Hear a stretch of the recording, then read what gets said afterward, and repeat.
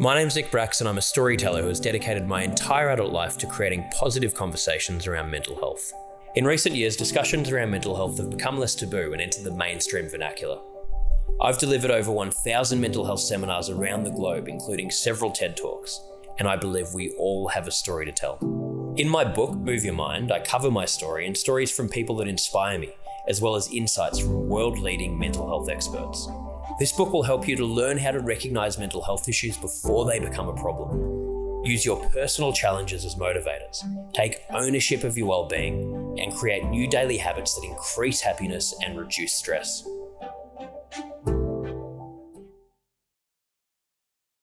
I'd like to invite you to my new podcast, Move Your Mind, where we have real conversations with real people and give real advice. On today's episode, I want to welcome Nikki Cremmen. Nikki's a mental health advocate, singer and speaker, and she shared her personal story and gave us some really great insight into how we can better understand mental health. I hope you enjoy.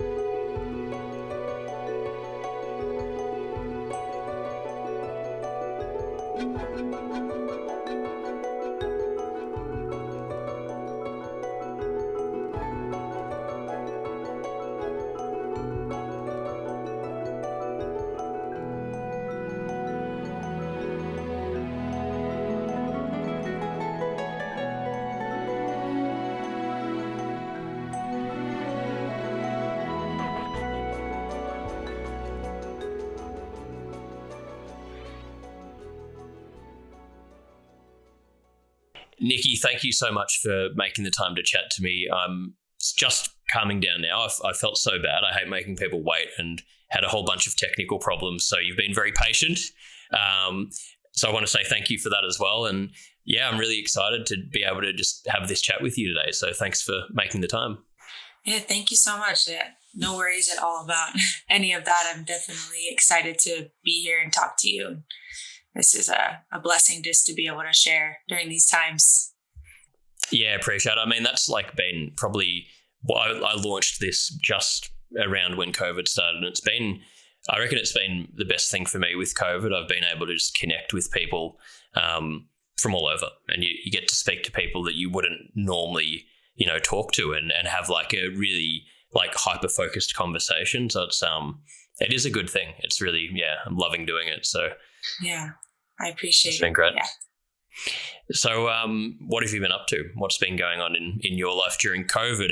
How's that all been? COVID it's been the craziest thing because I'm always one to feel like my sense of happiness and value and all of that, like I'm very aware of not allowing that or wanting that to be dependent on what I'm doing on the outside or what I'm accomplishing. And it's just until those things are taken away, you don't really know maybe how you'd feel.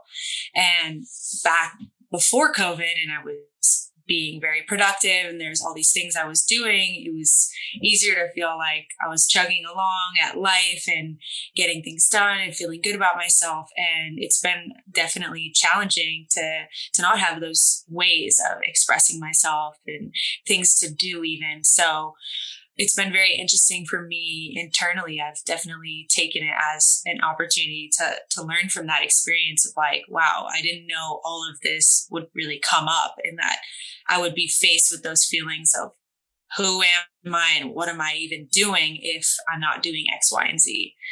So I've had a lot of downtime during COVID.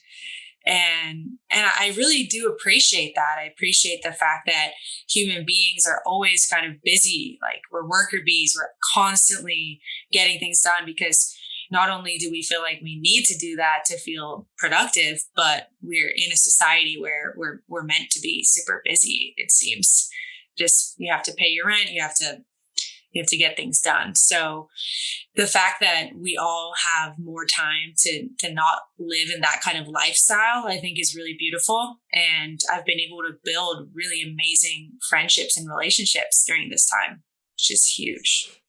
Yeah. And I love that answer as well, because it's sort of, I think that's like for a lot of people will go one of two ways with COVID as well, where they can do what you've done and use it to, reflect and try and, find ways to grow through it. And then other people will be fighting against it and just, screaming and waiting for it to end and just, fighting, just not saying it. And I think that goes for life as well. Whatever gets thrown at us, good or bad, it's how we interpret it, and we can, learn something from everything. So it's, comes down to that mindset.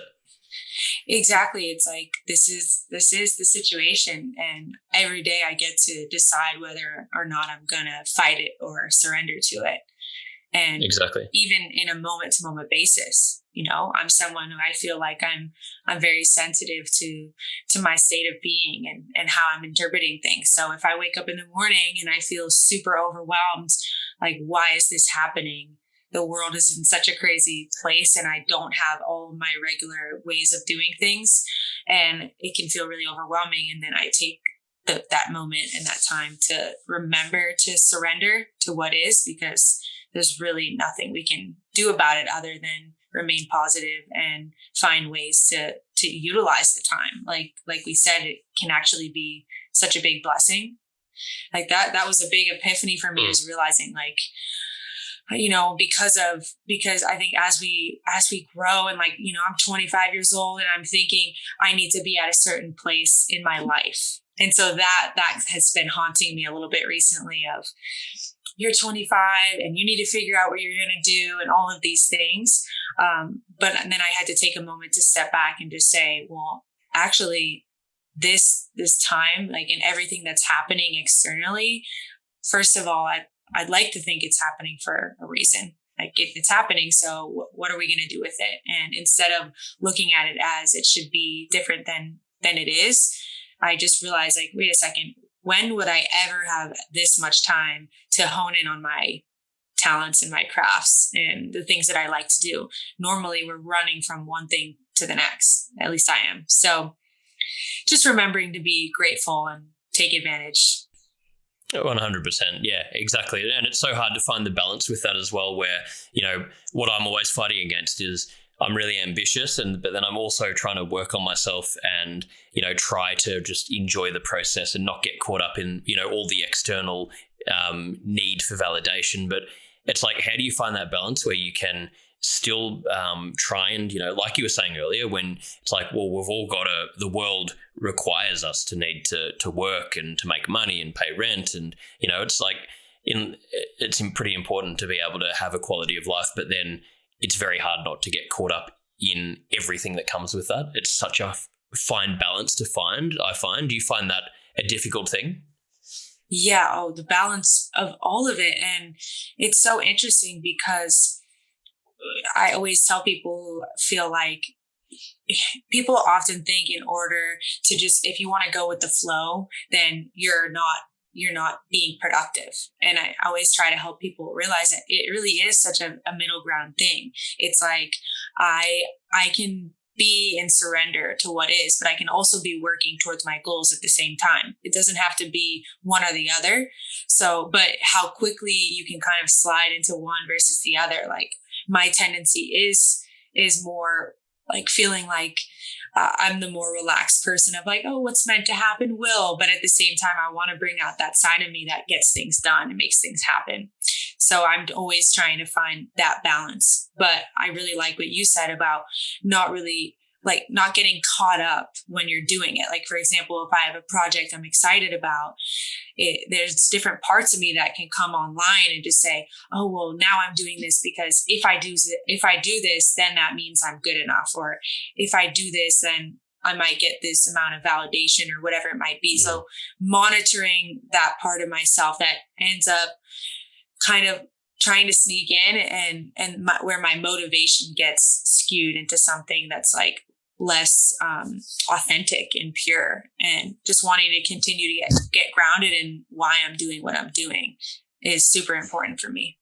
Yeah, 100%. And I think the ironic thing with that is, like, when we're caught up in whatever it is we're doing, if we're thinking, I need to make sure that I, do it better than this other person, or you're looking on Instagram and seeing all these people and you're trying to compete. And even if it's something you love doing, and I've done this with so many things that I love, you start hating it because you're taking all the joy out of the process of doing it to compete. And the ironic thing is the results are worse anyway if you're thinking like that. If you can just remove everything and be like, you know what, I'm doing this because of these are the reasons that are important to me why I'm doing it, and just focus and try and do it for yourself and do it for the right reasons, you'll get a better result anyway. Exactly. Yeah. So ironic. There's so many of those paradoxes, and like when my intentions are pure, you're right. Like the result is better. And like me being a singer and things like that, when I'm connected to, when I'm just loving what I'm doing and I'm not worried about what people think, it comes across one way. But if I'm really worried about what people might think or how it's going to sound, and I'm already conscious of like the result, then it doesn't come across the same way. But it's interesting because it's not that easy to just stay grounded in those pure intentions. Like it takes a little bit of work, I think. Oh my God. I think it takes like daily work, and, you know, it's ongoing. It's like never ending work. And also like it's not only that regular work, we've got to undo habits that have been programmed into us since we're kids, you know, like society's structured that way that you can't function in it. And that's why like one of the big things I'm always talking about is we need like proper education in schools and in society about emotional well-being. Like it's crazy. It's like the most, it doesn't make sense. It really doesn't. But before we go into, we'll go back into these topics. I always ask the guests to just give like a really brief overview background of, who you are and how you've gotten to sort of where you are now. And it doesn't have to be, just an overview so they can have an understanding of a bit more about you. And it sounds like you've done a lot. You're saying you're 25. You're very, you seem to be very wise for how old you are. I get that feeling talking to you.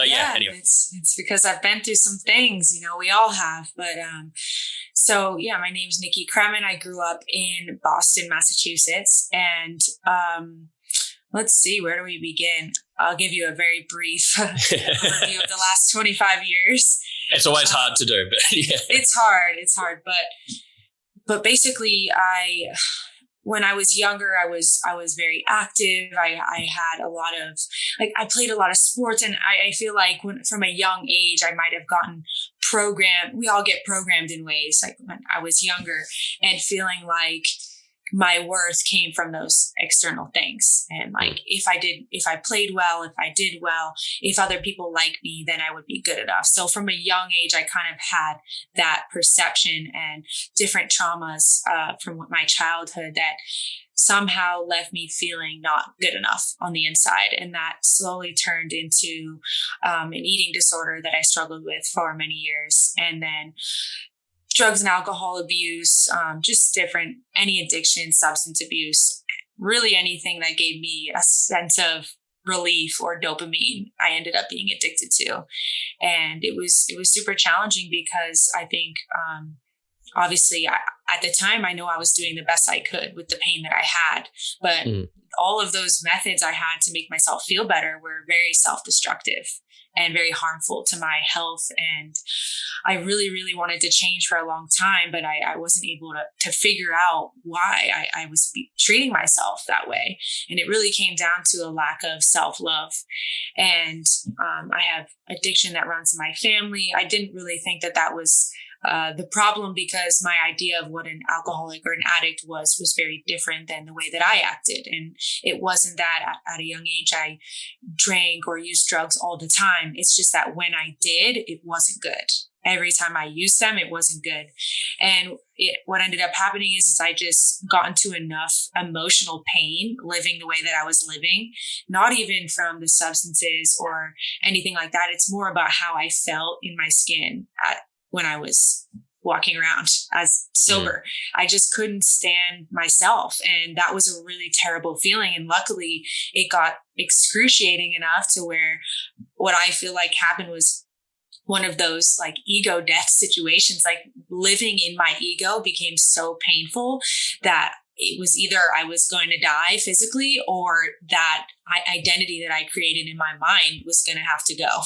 And all in like these crazy moments of desperation, I just had some amazing experiences where I was able to see that identity I created was made up in my mind, that all of my beliefs about myself were things that I had come up with over the years of interpreting my experiences and attaching meaning to them.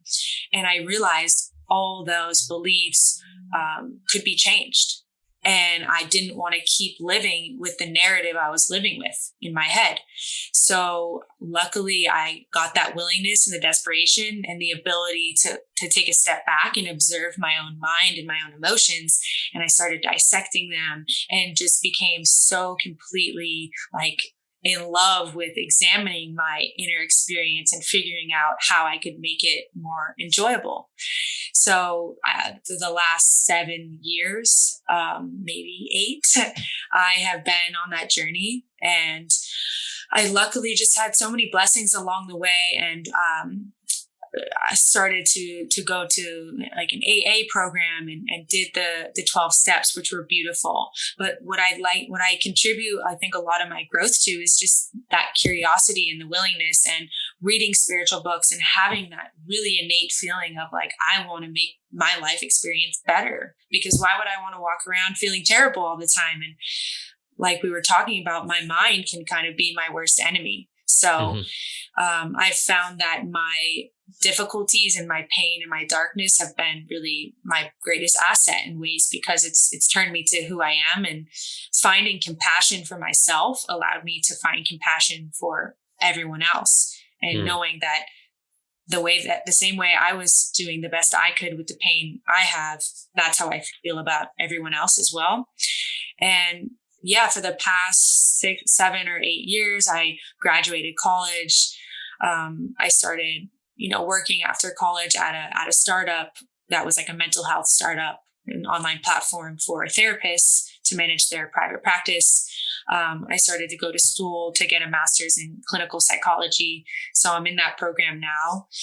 The specialization is in spiritual and depth psychology.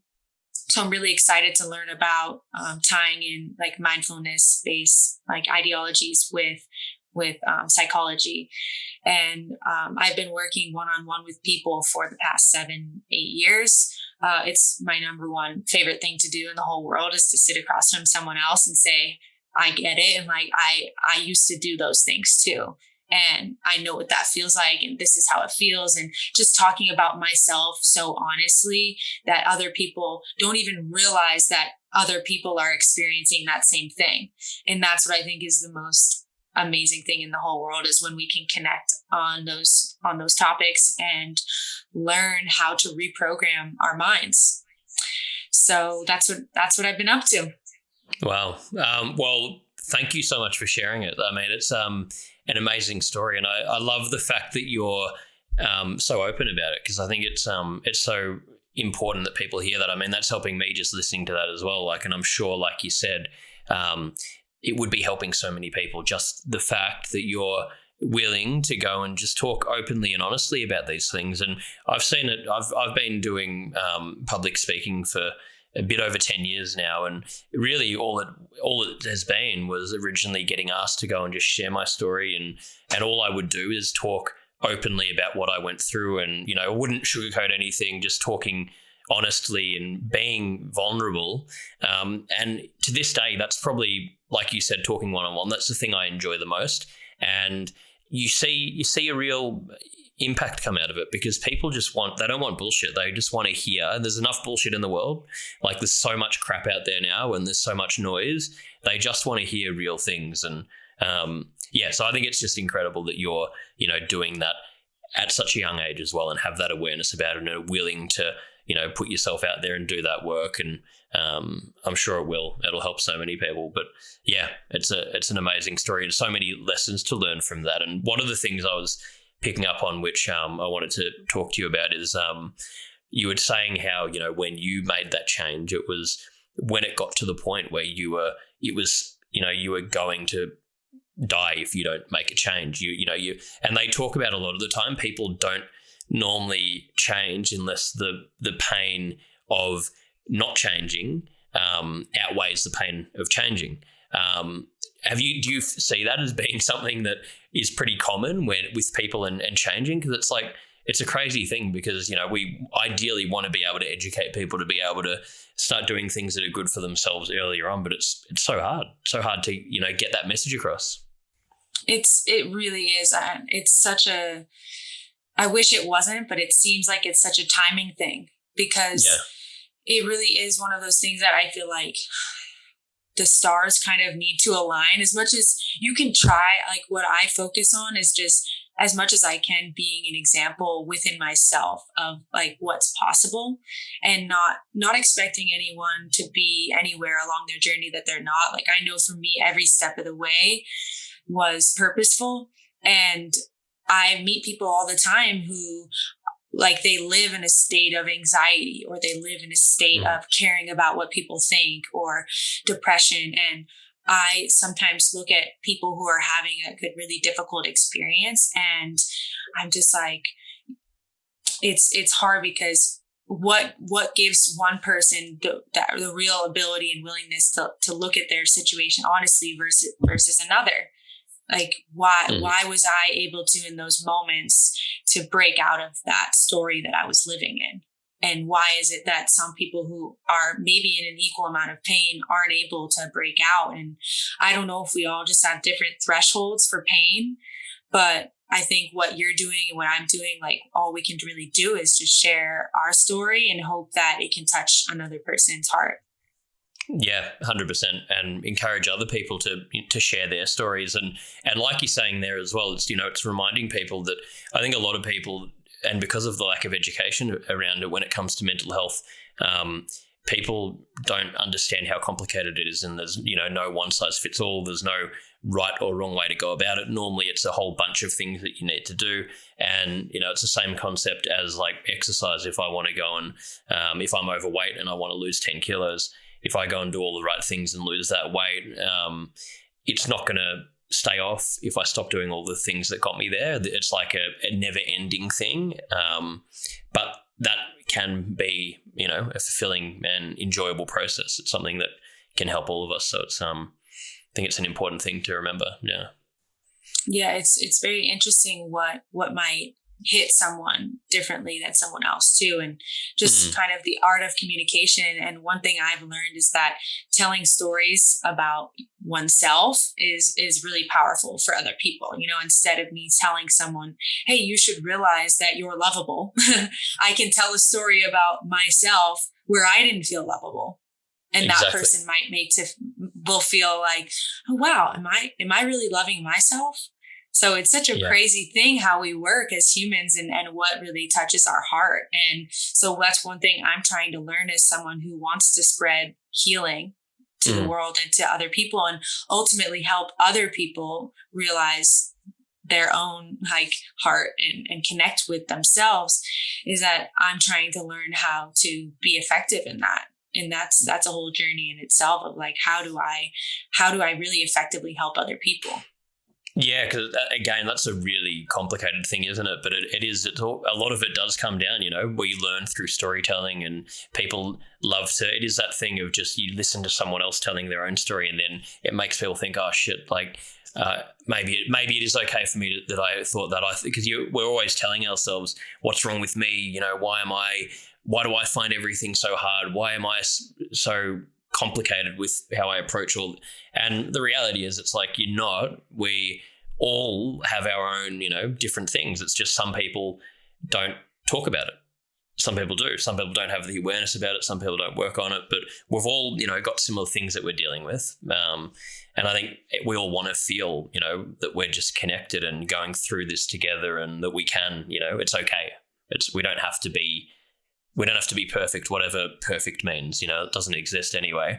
Striving for all these things that don't really exist. So, like putting unfair measures on ourselves for our own love and value. And one thing that's coming up for me is just remembering how much shame I used to carry about who I am. And that's one of my favorite things to do, is to help other people like let go of that shame, and let go of like, if I can see that all of my maybe negative qualities or the qualities that I don't find admirable were just coping mechanisms that I've found through my life, and that they serve a purpose and that they're there and that they don't define me. And if I can really like stop identifying who I am with like these attributes that I maybe am expressing like in a moment. Like, for example, the attributes I used to have 7 years ago are very, very different than the attributes I show now.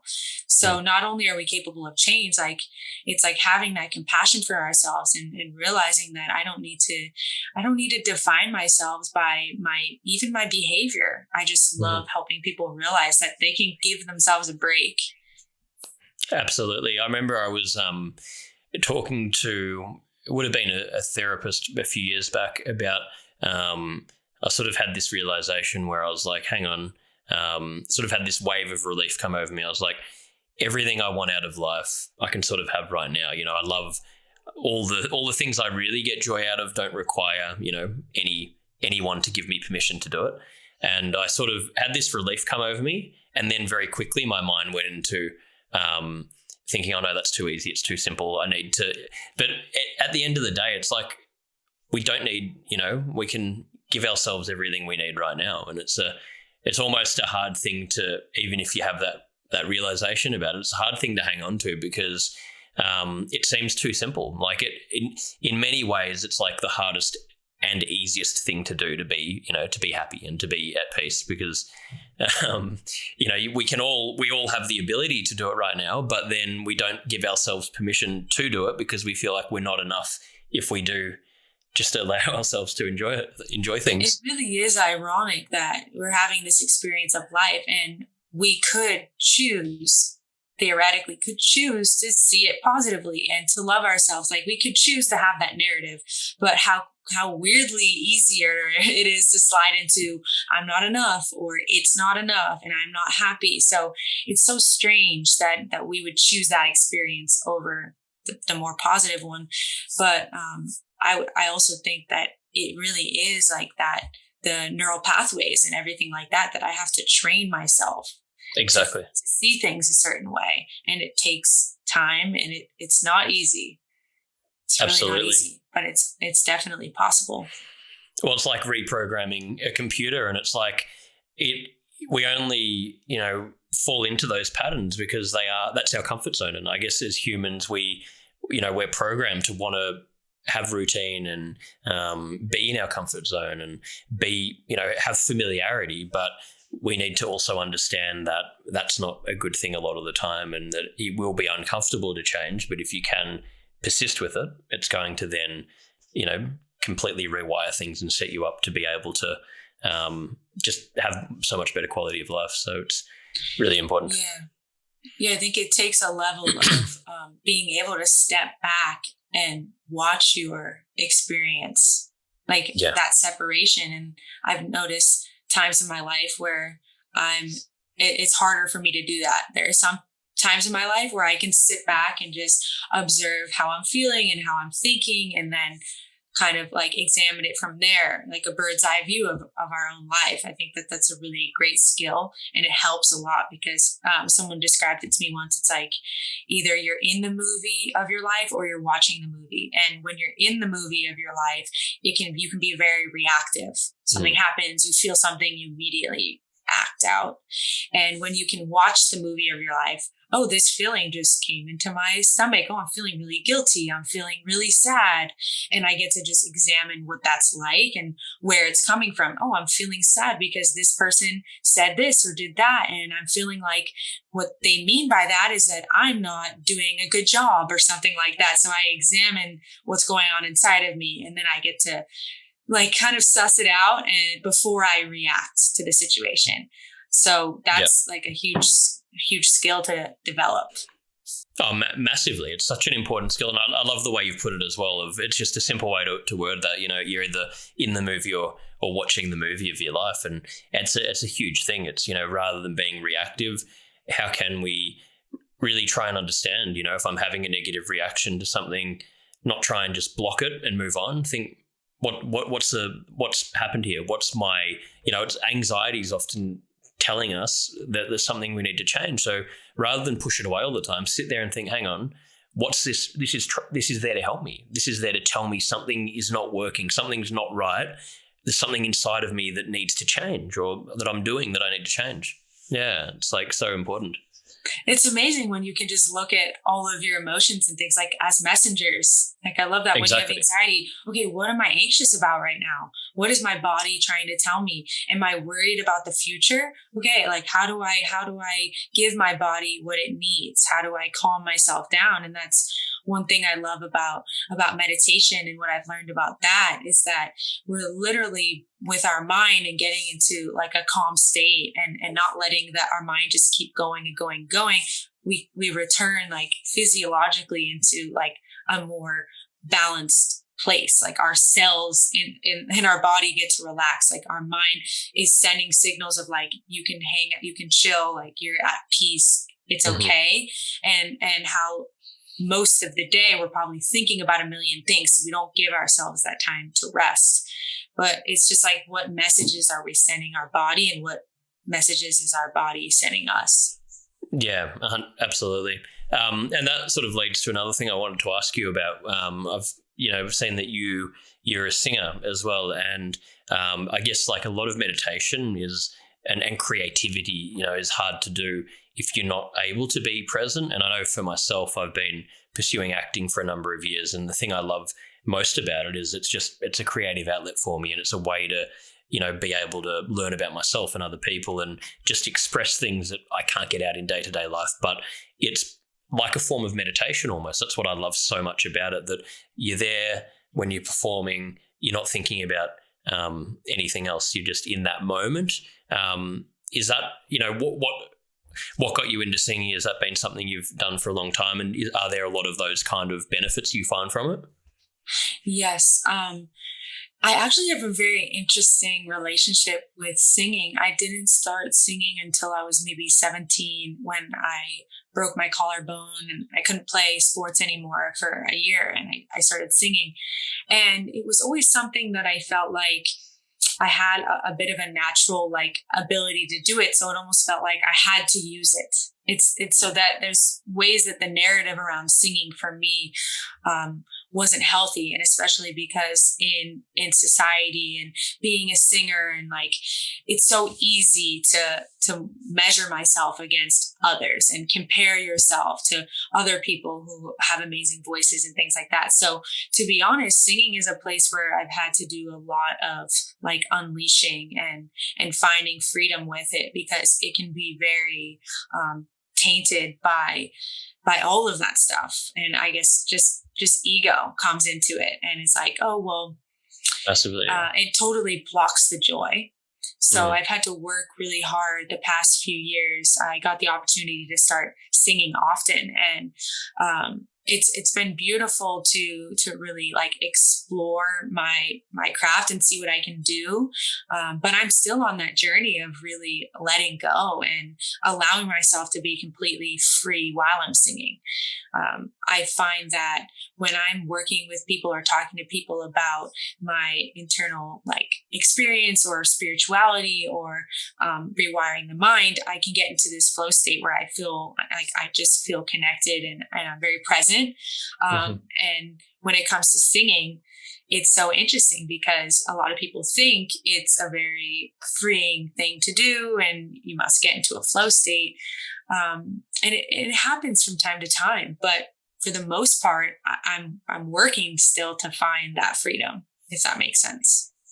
Oh, that makes sense for sure. And I've found that as well. And I think, yeah, that's the thing, because it's that continual battle between how do I just let go and, do this, and how do I and stop myself from needing to compete with others, worry about what other, and I mean, it's a pretty hard thing to do. You've got to be so vulnerable. You're really exposing yourself when you go and do it. So it's so difficult not to get caught up in all of that. But I think it's probably just like you're saying, a continual journey where you keep learning, and it doesn't, that doesn't end either. That's part of probably with everything, with growing through everything else that you do. It's probably part of the same process of doing that, but it's and it goes back to what we were saying about how when we want to do something or achieve something, it really matters that where our intentions are and what place we're coming from. And with the singing thing, I know that I have so much to share, and that the most authentic would be like the most authentic expressions will come from that deeper part of me that doesn't care what people think, that sings for the love of singing and sings to share with others. And so I'm really excited for that, to be able to unleash that and share it with people. A hurdle for me has been just like I'm playing instruments and not growing up playing instruments and trying to learn it later in life. And I kind of have that thing where if I'm not super good at it right away, I want to just put it down. And that's what I'm trying to push through, is just give it the time. And the funny thing is that I'll look at other people who live, breathe music and singing and play all the time, and I compare my abilities to theirs when I'm putting my efforts in many things. It's not just music, and not to say they aren't too, but it's one of those things where it's not to get down on yourself if maybe you're not where you want to be yet, and continuing to put in the work to grow. And it takes a lot of time and effort, but for me, it's always about coming down to that intention. Like the reason why I want to get really good at playing guitar and accompanying myself is so that I can express myself in the most authentic, in the deepest way. Which is such a great reason to do it. And you don't have, you're in control of that. You're allowed to, that's something that you don't need anyone else to tell you that you can or can't do. It's up to you to do it for yourself. But I know it is, and I think that point in general that you made is so important. And I've talked about that quite a lot in the past, where I think now more than ever, with social media and with just how fast everything is, no one wants to take the time to learn a skill properly. They want everything to happen right now. And we do what you're talking about, look at people that have probably been doing something for 10, 20 years. And we think, oh, well, why am I not as good as them right now? And they're so much more talented than me, or whatever it is. But it's not true. It's just about, am I willing to go and, take the steps to get there and do it for myself. But do you see that in a lot of your experience, that people are just very much wanting that quick fix rather than going and just taking the time to do things in their own way? Yeah, I see it myself, so I definitely see it in others too. But I also, when I do see the opposite, I recognize it, and probably because it's more rare. It's more rare now to be willing to, and because everything these days is it's like documented. It seems, and it's like everything's in front of the camera, and people don't know what's happening behind the scenes or leading up to the day of shooting something, or how much work goes into becoming who you are and refining your crafts and things like that. But I definitely do think that social media and how fast everything is having an impact on people's ability to even focus or be still. Like, we're so overstimulated with social media. And I see that with myself and I as well. And I really, really want to, I try to give myself that compassion to remember it makes sense why it can be difficult to get calm sometimes, or to just find joy and pleasure in the simple moments, because we now have all this stimulation. Like, when my parents were growing up and they didn't have a cell phone, they didn't have to look through what everybody else was doing and looking at all these different parts of the world where they aren't at, and everybody's skills and everybody's material possessions, like constantly overstimulated with information and what people are doing, and then you can compare that to your experience, or it's just not very natural, and it ends up making us a little bit more busy and less able to just sit in the quiet. And I think that ability to sit with the quiet and put that work in, it's kind of like the same thing. Like, am I able to just take the time to get really good at what I want to do? Or am I trying to take a shortcut? Yeah, absolutely. And it is one of the same thing. And it's so important. It's an important part of, like, life isn't meant to be, and I think we've like completely like butchered what it means to actually be happy. People think happiness is stimulation, is like, I need to acquire more, I need praise, I need validation, I need to have the shiny car and house and, best family or whatever it is. And so then you're just on this hamster wheel trying to obtain it, where it's like, it's not that, but we've been conditioned in that way where we can't like just enjoy the basics in life and just realize that life isn't about all that stuff. The enjoyable parts of life are like all the grey parts and the in between, and walking down and getting your coffee in the morning, or I don't know, going and working out in a park or whatever it is, doing these things that are not to do with being on that hamster wheel, but we are trying to buy it through all those different things. So I think it's I don't know, hopefully something can change with social media longer term. But I think in the short term, we need to learn how to, manage it, how to, like, if we're going to use it, how do I be disciplined with it the same way that we are with, like, I'm not going to eat junk food all day. I need to set provisions around how I actually use these tools, because they're if I start abusing them, it's incredibly unhealthy for my mind. So it's like, yeah, it's like, what's your relationship with them? And are you conscious enough to be aware of your relationship with them, or are they just using you?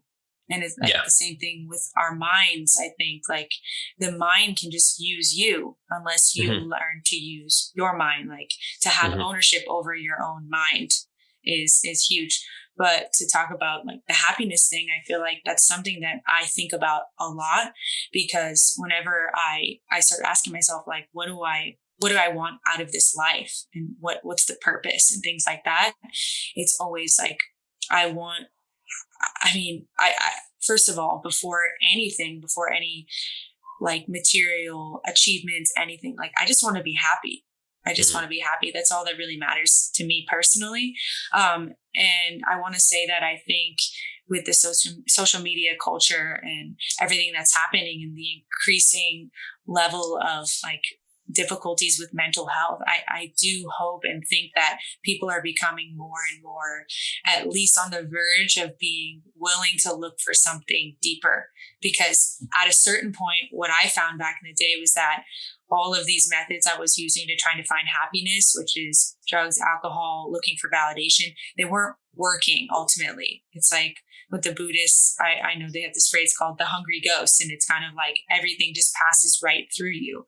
So at a certain point, you realize that this equation you've been using to find happiness isn't working, and maybe I should look for a different equation. And for me, my happiness, it really comes down to remembering, like, the bigger sense of reality, which is that we are currently on a planet in the middle of space. And that's pretty insane. And that I am actually a living being experiencing life on Earth in a human body, and all the different parts of my body come together just perfectly to give me this experience. And just the sensations of being alive, like touch and taste and smell and all the beautiful things that we get to experience, really remembering that is what brings me that sense of fulfillment. And, like, all the other stuff can just be so shiny and so alluring. It pulls you in. Oh, this feels good. This looks good. And I'm someone where I'm very grateful that I'm very sensitive to that. And the moment I start caring about the more surface level things, or the moment I start looking for my worth in the material, I end up really, really being in a lot of emotional pain. And it's caused me personally to see through that smoke and mirrors, and realize that in order for me to be happy, I need to remember what and who I really am. And it kind of goes back to what we were saying before, about like breaking out of, I guess I didn't say it, but I wanted to, but just to bring up breaking out of self-centeredness. That's been the most life-changing thing. When I was younger, I didn't know what it meant to be self-centered. And I remember my dad would say to me, just be considerate of others. And I'm like, what are you talking about? Because I couldn't figure it out. I was too young to really understand. But the most life-changing thing that's ever happened to me personally was realizing that the world doesn't revolve around me, that everyone else is having their own experience of life. And in fact, it's all the same experience. Mm. It's all just life. We're all experiencing life simultaneously on a planet in the middle of a vast universe. So these are things that I really like to think about because they light me up inside. Yeah. I mean, they give you perspective, and it's so important to think about, and it's all about having that self-awareness about again, like it goes back to, I think, what you were talking about earlier with, rather than just being inside the movie, watching the movie and understanding that. And it's a liberating thing to realize that we're all, dealing with good, bad, indifferent things every day. We're all, life's cyclical. Life's, no matter who you are, it's going to be up and down, and things are going to happen, and we're going to have to deal with them. But there's a lot of beauty in that. And it's, if we can embrace that, then we can really find ways to simplify this whole experience and make it less of a struggle for ourselves. So do you have any things you do daily that help you? I mean, I exercise every day. I meditate. I do gratitude journaling. Do you have little like techniques and things you do that we could share with anyone listening here? Yes, for sure.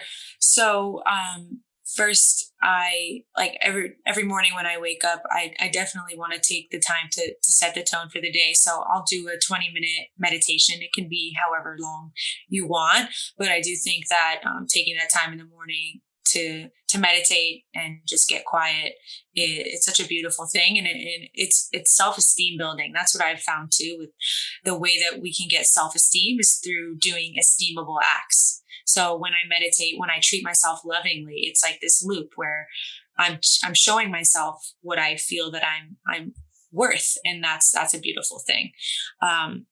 I also want to say that because I struggled with the eating disorder for a long time, like I'm happy to say that I was able to form a very healthy relationship with food, and the way that I was able to do that was solving the same issues that were resulting in the drugs and alcohol problem and the being unhappy, which is just finding that love for myself. And I did that through healing past traumas and pain. So for anybody who's struggling with unhealthy habits, which I know a lot of people do, oftentimes we have habits that we want to change, but we can't seem to break them. And the way that I was able to do that was healing a lot of the pain that I had, figuring out where that unhealthy habit was coming from.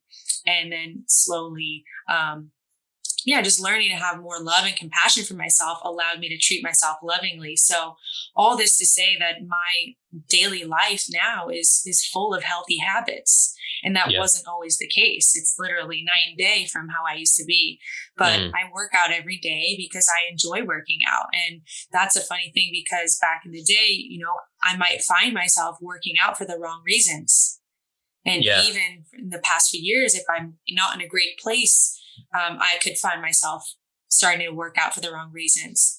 So it's really about the intention. And I was with someone for a while who said that, working out for him is like brushing his teeth. It's like you do things that are good for you, and it's not a question. And it's not a forceful thing. It comes from love. Like, I physically want to move my body. It feels good, builds self-esteem, and it's healthy. And like we said, without our health, what do we really have?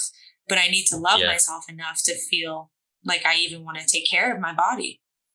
So I work out, I meditate, I eat very healthy. I try to do things that I'm passionate about. So either like reading a spiritual book, like things that fill my spirit, reading a spiritual book, writing, or playing my guitar and writing songs. So doing those passionate things. And one thing I do consistently every day that I've done for 7 or 8 years that I attribute so much of my personal growth to is journaling. It's like my most life-saving thing ever. Anytime I'm feeling anything, I write about it. I can pick up my phone and just write, I'm feeling really terrible right now because this, and that. And I just break it down and then I try to turn it around and I say, but I didn't think about it this way. And maybe I can think about it that way. So it's like writing down whatever issue I'm facing or whatever I'm feeling, whatever emotions are coming up, dissecting why it is that they're coming up and maybe how I can view it differently. So every night before bed, I journal about my day, whether or not I was embodying or carrying the values that I hold. Like, was I being truthful? Was I being helpful to others? Was I only caring about myself? And I don't do that to beat myself up. I do that to just take note and then remember that, okay, tomorrow I can work on maybe changing anything that I was finding isn't making me a happy person and a helpful person. So journaling for sure. And I think those are my big ones.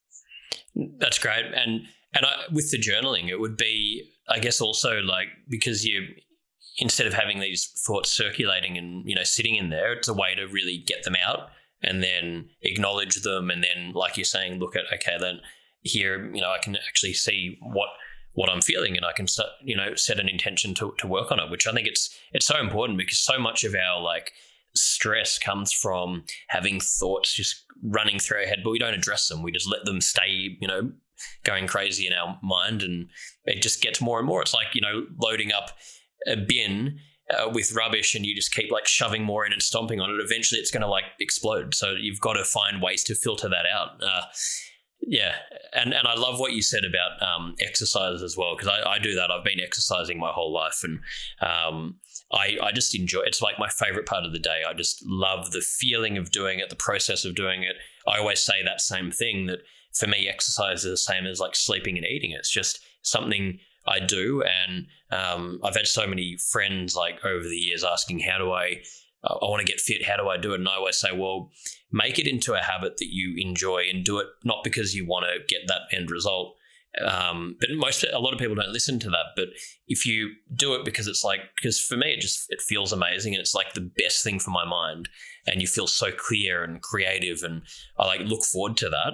And then, I mean, if there's an external byproduct of it, that's great, but like that's not why you're doing it. So I think that just applies to like everything we've talked about as well. It's like such an important point. Yeah, the intention. I really, really think that when the intention for me personally is just like surface level, it's just about what it looks like, it's going to crash and burn. It's not going to work for me. My intention needs to come down to something deeper within myself, because my motivation and what's going to sustain me, it's like putting gas in a car versus putting like water in the engine. It's not going to work. So to really fuel my motivation, I have to connect to the reason why I'm doing it. And for me, it has to come down to something as deep as self-love. And I do, when I meet people who feel like they have to force themselves to work out, like I get it. Like I totally understand that. I always feel bad because I'm like, that would suck. That would really not be fun. Like if I was like, had to force myself to work out every day. Oh, I don't want to, but I have to, so changing that narrative to like, I get to do this. This is beautiful. This makes me feel amazing. And I honor myself enough to do it. So it's really about the story, which it does tie to everything that we talked about. Yeah. And doing that for everything we're doing, changing those stories, trying to make everything, nothing in life needs to be that painful experience in the sense of, I don't want to do this. I'm just like forcing myself through and it just feels yuck. Like we can find a way to make everything, even if they're difficult tasks, have meaning and enjoyable, and not be that struggle for ourselves. So it really does, and I love everything you've talked about. We finish every episode. I've got like the same 5 questions we ask everyone. So these can be like one-line answers or whatever comes to mind. They don't have to be sort of big answers. But yeah, always find it interesting to see the different ones that come up. So the first one we have is, what is your best childhood memory? Again, there might be plenty of them, but just one that comes to mind. The one that's coming to mind is growing up at my dad's house. My parents were separated. So at my dad's house, he would just always play with us so much when we were little, and we'd play these really fun games in our living room. It was just like a madhouse. We could do really whatever we wanted, like tie ropes to the banister and like go swinging around. And so some of my favorite memories were just playing with him, and we'd play this game called camouflage, where we'd all hide behind something and he'd count and we'd all run around and hide in the next spot. So that's just what came to mind automatically. Yeah, I love that. What do you think is currently the biggest burden on mental health in society? Probably social media. Yeah, that's been the most common one that comes up probably 90% of the time. I agree. I think it's probably the biggest. Comparison. Oof. Yeah, there's so many negatives. Where do you see mental health in society being in 10 years' time? Do you see things sort of getting better, getting worse, a bit of both? I would say a bit of both. I feel like things are progressing, like they're always progressing, but hopefully it'll balance out. Hopefully, like, we have this technology thing is not even that old. It's in the last however many years, 100 years or more, it's just been growing and growing and growing. So maybe we'll get to that point where we will evolve in our ability to handle it, and it will balance out. But it might need to get worse before it can get better. Yeah, I totally agree. I think that's what will happen. It will eventually level out, but yeah, it might take a while. So two more here. What's your personal definition of happiness? Good question. My personal definition of happiness is, it's like my ability to be present and appreciate life. Yeah, that's great. Final one. What would you say is the most courageous thing you've ever done? I think the most courageous thing I've ever done was dive into my pain, dive into all the things that I hid and buried deep down within myself that I felt like I wanted to keep there forever and that I would never unravel. But I walked straight into that and went and healed it because it was killing me. So, but I can look back and see that was really courageous, because I think that there's a reason that we all want to walk the other way sometimes. From our pain.